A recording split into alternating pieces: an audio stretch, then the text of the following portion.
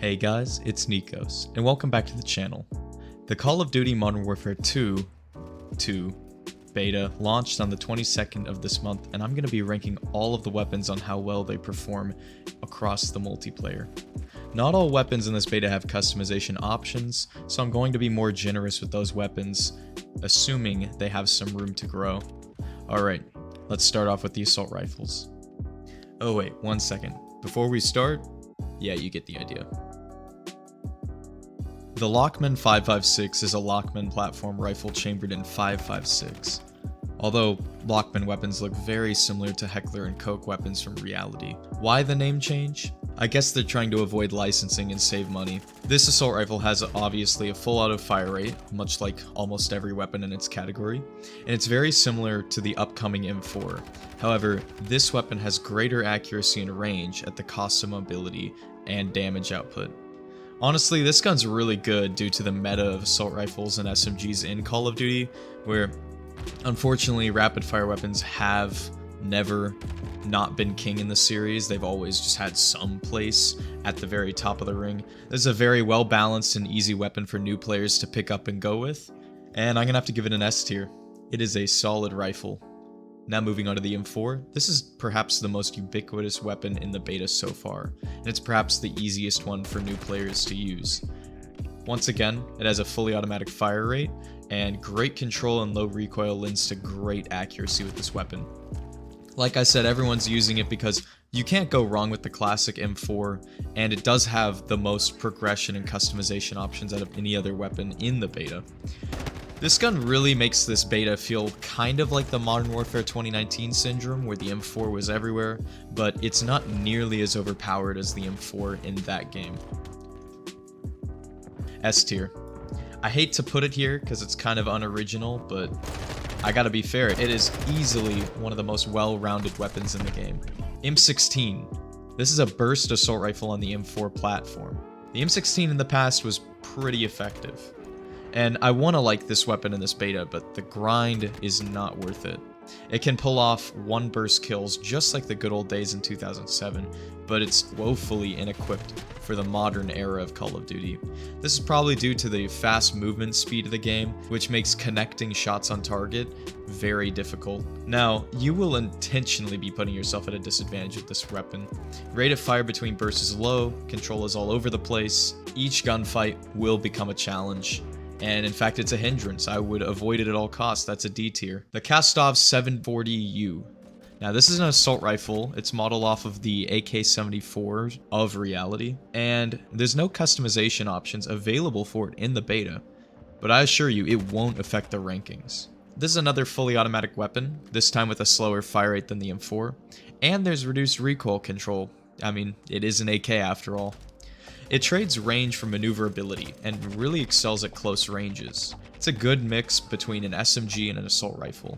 It is a great in-between assault rifle for people with restless leg syndrome, and it matches my cracked out energy and playstyle in this game. I'm looking forward to seeing the weapon when it gets attachments soon with the full release. This is an S tier, easily. The TAQ-56 or TAQ-56. This is a rifle based off the FN Scar series of rifles from Reality, and it has a lower fire rate than most assault rifles in the category, but honestly it's pretty good. It's great, but it's not exactly like a standout in any regard. Stats on it are pretty much identical to the M4, except for a few that are all just a little bit worse than the M4, so it's basically just like a slightly worse M4. It's not half bad. There's just not much reason to use it when everything else is just it but a little bit better, aside from the M16. But it's a fair weapon. It doesn't do a bad job. Gonna have to put it in A tier. Alright, now we're moving on to the battle rifles. Now, I've found it surprising in this game, there's 3 categories of rifle. There's assault rifle, battle rifle, marksman rifle, and then you get to the sniper rifles. And this is the FTAC Recon. It is a battle rifle based off the M4 platform. It resembles an AR-10 rifle from Reality, and it's a cross between a sniper rifle and an M4.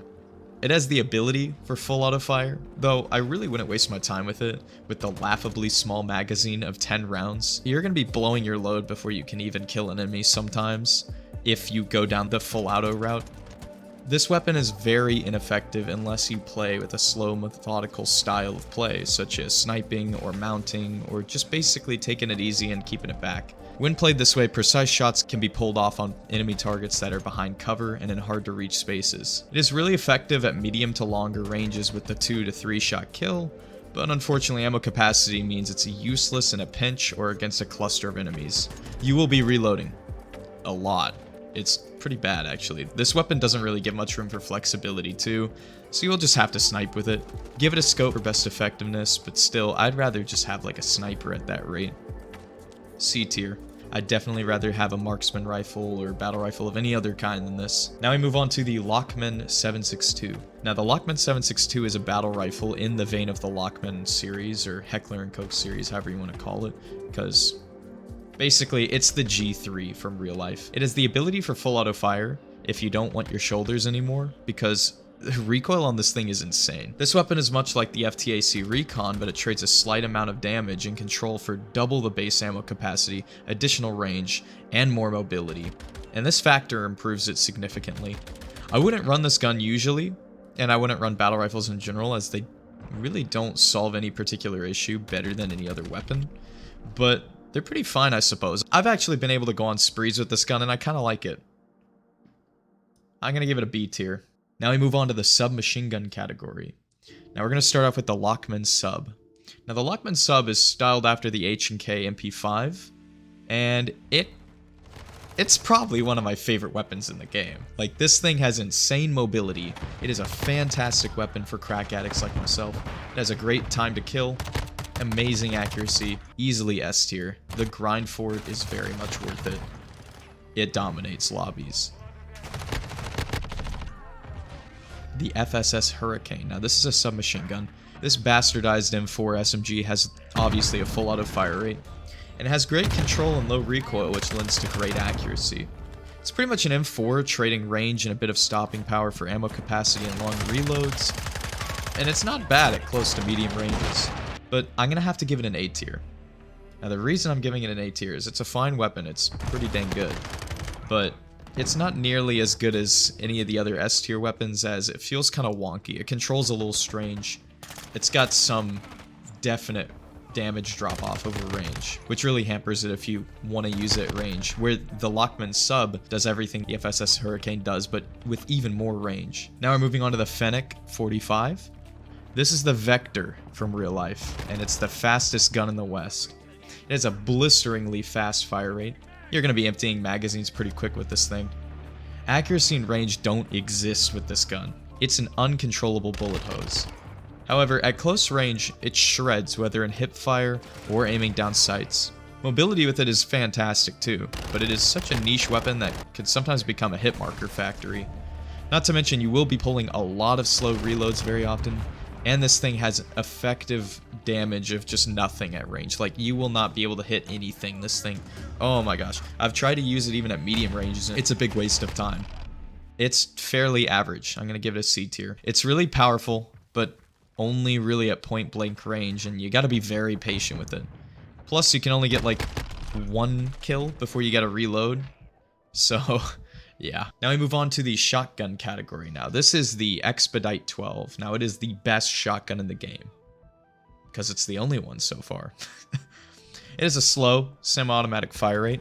So, you know, there's also slow reloads with it. I mean, it's a shotgun in form and function through and through. Close range, slow reloads, high damage at point blank.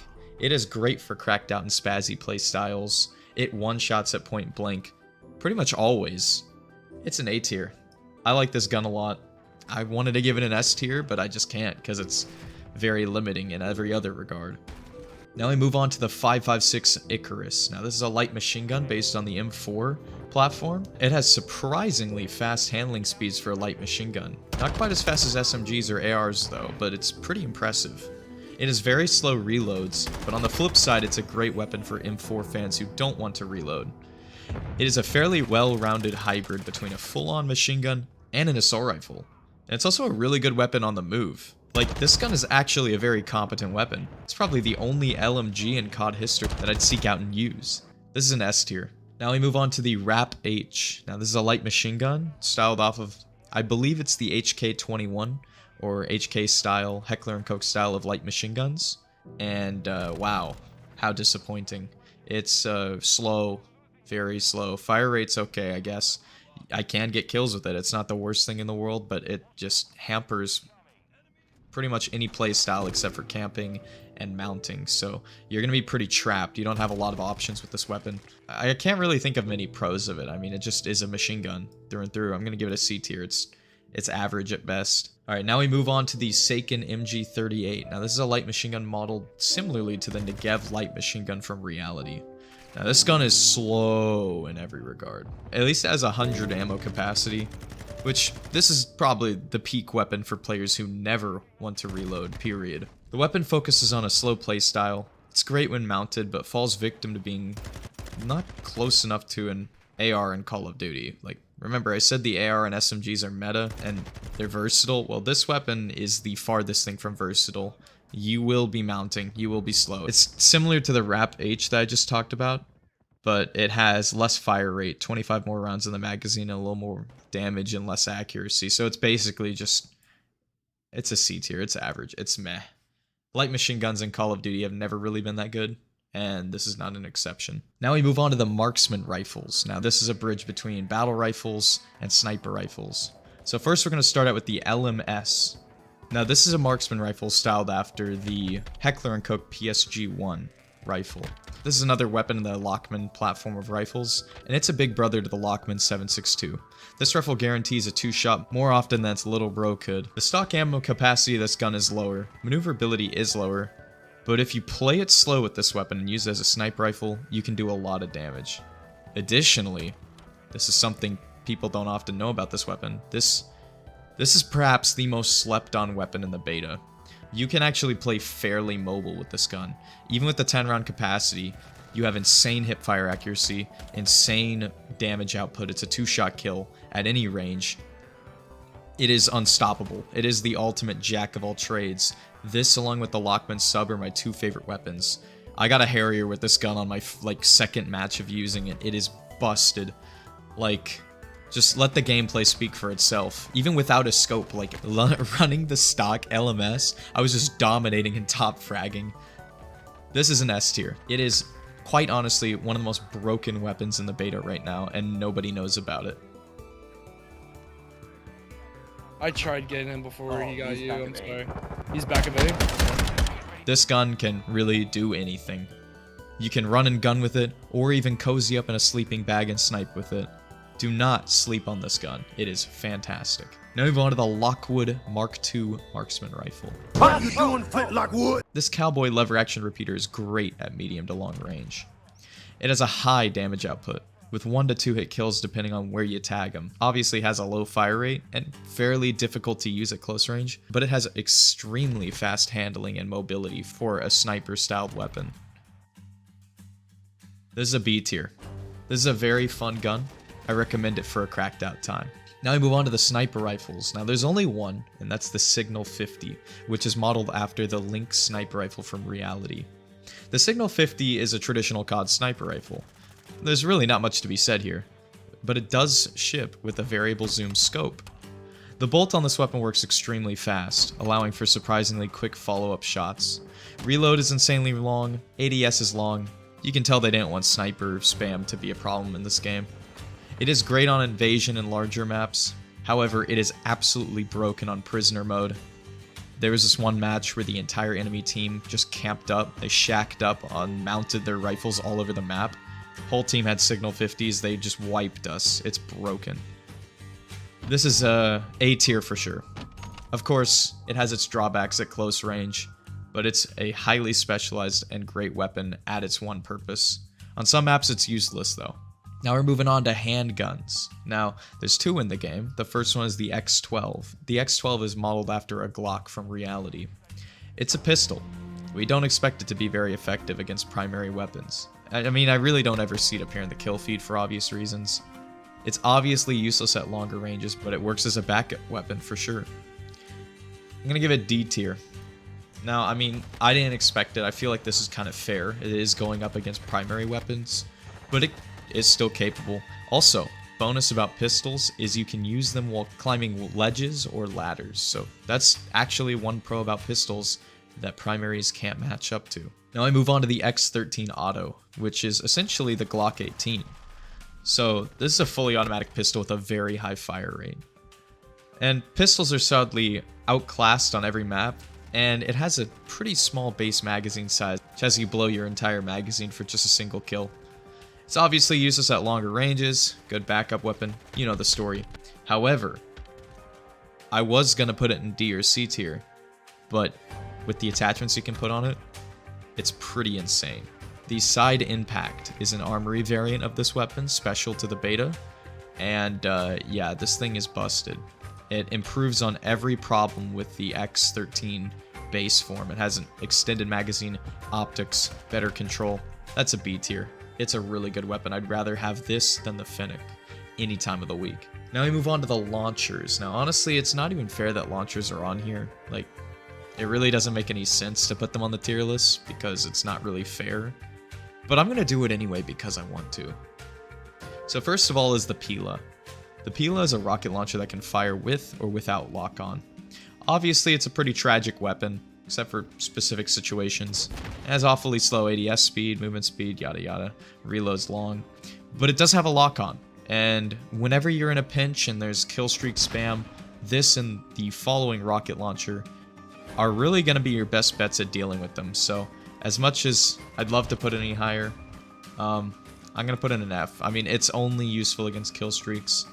Granted, it is needed for killstreak spam. Now we move on to the Joker. Now this is a rocket launcher styled after the Javelin from real life. It drops accurate payloads from above. And again, this weapon is pretty garbage in most situations because, you know, they're not going to make rocket spam a problem. Now, which rocket launcher do I like better? They both target kill streaks and vehicles very effectively, and they both do have potential to harm players on the ground, but, you know, F tier. And which one do I like more? I'm going to have to go with the Pila because it's just a direct fire. That's all you need. And that is the list. Do you agree with my list? Let me know down below in the comments. Let me know what your favorite weapon in the beta is so far. And if you haven't played it, let me know what weapon you're looking forward to using. Anyway, I've been Nikos. Please like and subscribe if you enjoyed the video and want to see more Call of Duty videos in general. I normally do Halo videos, but I'm down with doing multiple different games. I hope you have a good one and enjoy the rest of the beta. See ya.